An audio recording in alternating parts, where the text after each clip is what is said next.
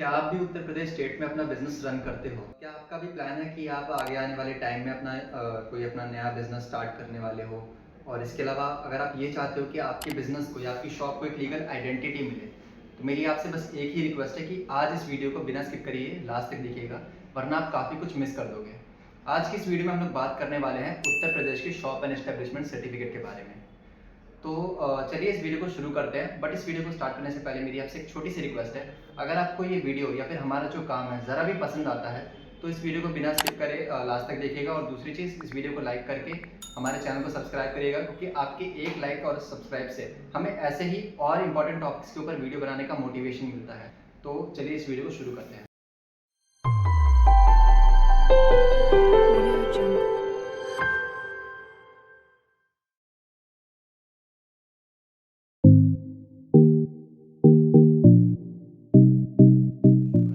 तो hello Riya ma'am, I hope आप अच्छी होंगी। देखिए, सबसे पहले तो आप हमारे व्यूअर्स को ये बता दो कि अगर कोई भी पर्सन यूपी स्टेट में अपना बिजनेस रन करना चाहता है, तो उस यूपी का जो होता है ना, शॉप एंड एस्टेब्लिशमेंट रजिस्ट्रेशन, या काफ़ी लोग बोलते हैं लेबर लाइसेंस भी है, तो उसकी डेफिनेशन क्या है? जैसा कि आपने बताया इंट्रो में ही कि शॉप एस्टेब्लिशमेंट लाइसेंस आपके बिजनेस को एक लीगल आइडेंटिटी देता है। अगर कोई भी पर्सन एक जीरो लेवल से स्टार्ट करता है बिजनेस, तो उसके पास कोई भी रजिस्ट्रेशन नहीं होता, ना ही जीएसटी, ना ही एमएसएमई, एंड उसे अपने बिजनेस को लीगल आइडेंटिटी देने के लिए कोई एक रजिस्ट्रेशन लेना होता है, जो कि शॉप एस्टेब्लिशमेंट लाइसेंस लेकर आप अपने बिजनेस को एक लीगल आइडेंटिटी दे सकते हैं। तो देखिए, जैसे आपने जाना कि अगर कोई भी पर्सन अपने बिजनेस को एक लीगल आइडेंटिटी देना चाहता है और वो चाहता है कि एक लीगल सिक्योर बिजनेस उसका बने, तो ये रजिस्ट्रेशन आपके लिए बहुत ज़्यादा इंपॉर्टेंट है, स्पेशली अगर आप उत्तर प्रदेश स्टेट में अपना बिजनेस रन करते हो तो रिया जी, हमें आपसे नेक्स्ट चीज़ ये पूछनी है कि देखिए, काफ़ी सारे लोगों के माइंड में ना कि वो भी थॉटफुल जनरेट रहता है कि यार, मुझे अपने बिजनेस के लिए लेबर लाइसेंस कराना चाहिए, शॉप एस्टेब्लिशमेंट लाइसेंस कराना चाहिए, क्या ये दोनों सेम है?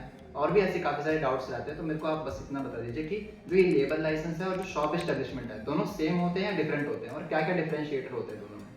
ये पॉइंट एक ध्यान देने वाला पॉइंट है। जैसे कि आपने बताया कि क्लाइंट्स की मल्टीपल क्वायरी आती है कि हमें शॉप एस्टेब्लिशमेंट लाइसेंस लेना है या आपका लेबर लाइसेंस पे स्विच करना है। तो देखिए, शॉप एस्टेब्लिशमेंट लाइसेंस एंड जो लेबर लाइसेंस होते हैं बोथ आर डिफरेंट होते हैं, दोनों ही डिफरेंट डिफरेंट लाइसेंस होते हैं। जैसे कि शॉप एस्टेब्लिशमेंट लाइसेंस आपकी स्टेट गवर्नमेंट इशू करती है, एंड जो आपका लेबर लाइसेंस होता है वो सेंट्रल गवर्नमेंट इशू करती है। एंड इसके अलावा अगर देखा जाए, जो लेबर लाइसेंस होता है वो मेनली उस काम में लिया जाता है अगर आप लेबर्स की सप्लाई करते हैं या टेंडर फाइल करते हैं, उसके लिए लेबर लाइसेंस लिया जाता है। एंड सेकंड चीज जो रही शॉप एस्टेब्लिशमेंट लाइसेंस की, ये किसी भी बिजनेस के लिए लिया जा सकता है, या आपके ब्यूटिशियन का बिजनेस हो, या आपकी किसी भी चीज जनरल शॉप हो, या टेक्नीशियन किसी भी चीज की शॉप हो, तो आप शॉप एस्टेब्लिशमेंट लाइसेंस ले सकते हैं। तो ठीक है रिया जी, मैं एक बार थोड़ा ब्रीफ कर देता हूँ हमारे ऑडियंस को। देखिए, अगर आपका लेबर से रिलेटेड कोई भी वर्क है, इट डजेंट मैटर, अगर आपका कंस्ट्रक्शन का बिजनेस है, आप लेबर सप्लाई का काम करते हो, गवर्नमेंट टेंडर के लिए अप्लाई करना चाहते हो, अगर आपके पास एक वर्क ऑर्डर है जहाँ पे आपको लेबर सप्लाई करने हैं, तो वहाँ पे जो सेकंड पार्टी है वो आपसे लेबर लाइसेंस की रिक्वायरमेंट रखती है, तो आपको उन्हें लेबर लाइसेंस देना पड़ता है। वेदर जो आपका दूसरा केस रहता है शॉप एस्टेब्लिशमेंट का, वो किसी भी नेचर ऑफ बिजनेस पे एप्लीकेबल रहता है। इट डजेंट मैटर आप वहाँ पे कॉस्मेटिक्स का काम कर रहे हो, मैन्युफैक्चरिंग कर रहे हो, ट्रेड, रिटेल, एक्सपोर्ट, कोई भी आपका बिजनेस एक्टिविटी है, वहाँ पे आप शॉप एंड एस्टेब्लिशमेंट ले सकते हो। तो ये आई होप आपको चीज़ें समझ में आ गई होंगी।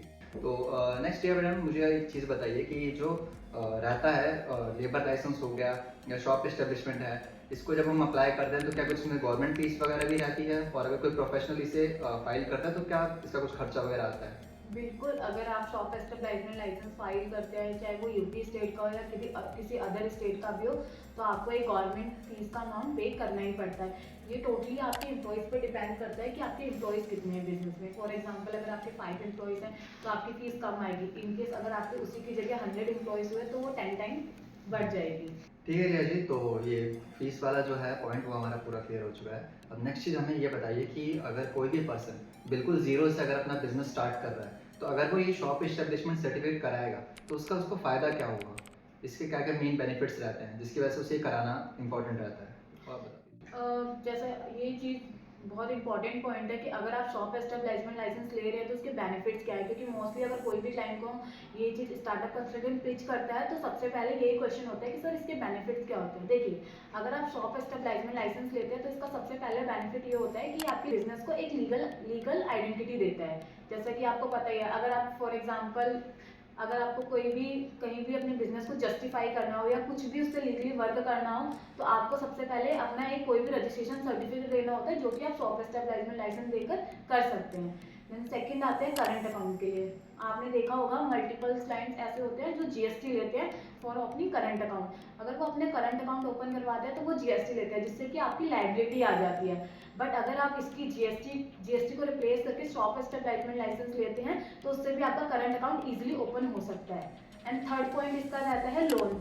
अगर आप शॉप एस्टेब्लिशमेंट लाइसेंस लेते हैं तो आपके बिजनेस को या आपके स्टार्टअप को इजीली लोन प्रोवाइड हो जाता है, वो भी कम रेट ऑफ इंटरेस्ट पे।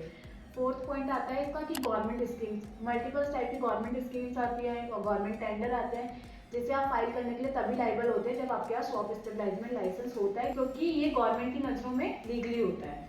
और एक चीज़ मैंने और सुनी है कि गुमास्ता, इसको भी क्या शॉप एस्टेब्लिशमेंट ही बोलते हैं? आपने बिल्कुल सही कहा। अगर आप महाराष्ट्र मुंबई या थाने वगैरह जाए, जो कि महाराष्ट्र स्टेट की सिटीज हैं, इसमें अगर आप जाते हैं तो शॉप एस्टेब्लिशमेंट लाइसेंस को गुमस्ता लाइसेंस ही बोलते हैं। हाँ, और एक और चीज़ मैं आपको बताता हूँ, अगर जैसे मैम ने बताया कि गवर्नमेंट स्कीम्स में काफ़ी बेनिफिट्स मिलता है, तो अगर आपको इन फ्यूचर लोन के लिए अप्लाई करना है या एक एमएसएमई, आपको पता होगा माइक्रो स्मॉल मीडियम इंटरप्राइज उद्यम जिसको बोलते हैं, अगर कल को आपको एमएसएमई लोन के लिए भी अप्लाई करना है तो वहाँ पे गुमस्ता की रिक्वायरमेंट रहती है। और सेकंड थिंग इज दैट कि अगर आप करंट अकाउंट ओपन करवाने के लिए जाओगे तो वहाँ पे एटलीस्ट आपके पास 2 बिजनेस प्रूफ होने चाहिए।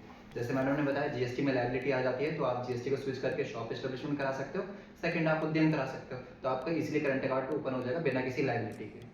तो रिया मैडम, मेरे को एक चीज़ ये बताइए कि जब हम इसको कराएंगे शॉप एस्टेब्लिशमेंट, तो हमें क्या क्या डॉक्यूमेंट सबमिट करने पड़ते हैं?